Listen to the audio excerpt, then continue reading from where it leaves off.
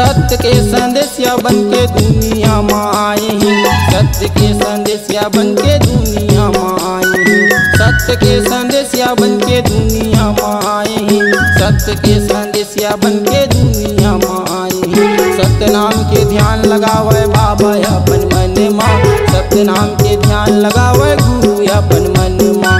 सत्य नाम के ध्यान लगावे बाबा अपन मन में। सत्य नाम के ध्यान लगावे गुरु अपन मन में। सत्य के संदेशिया बन के दुनिया में आए हैं। सत्य के संदेशिया बन के दुनिया में आए हैं। सत्य के संदेशिया बन के दुनिया में आए हैं। सत्य के संदेशिया बन के दुनिया में आए हैं। सत्य नाम के ध्यान लगावे बाबा अपन मन में। सत्य नाम के ध्यान लगावे गुरु अपन मन में। सत्य नाम के ध्यान लगावे बाबा अपन मन में। सत्य नाम के ध्यान लगावे गुरु अपन मन में।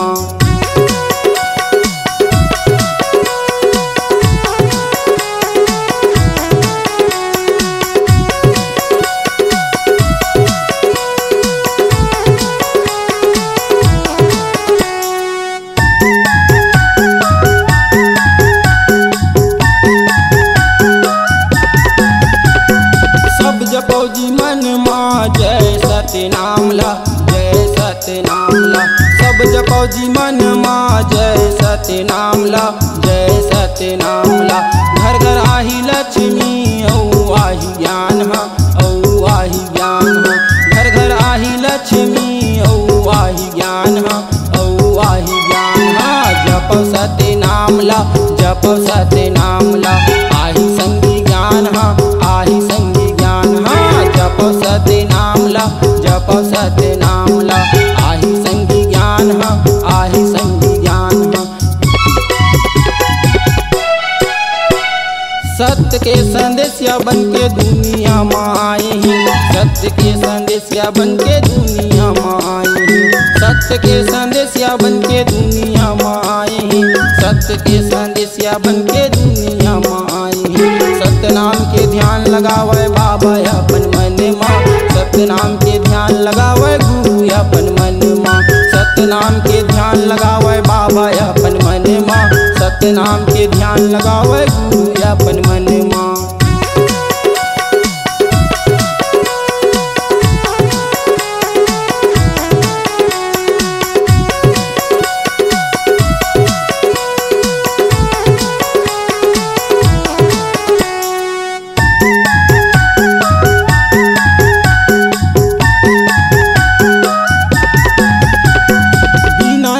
पानी के जीवन बनाए हैं, जीवन बनाए हैं।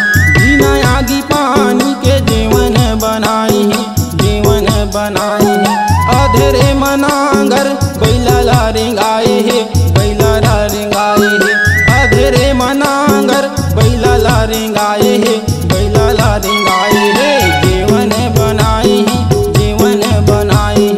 बैला ला रेंगाए है, बैला ला रेंगाए है। जीवन बनाए हैं, जीवन बनाए हैं। बैला ला रेंगाए है, बैला ला रेंगाए है।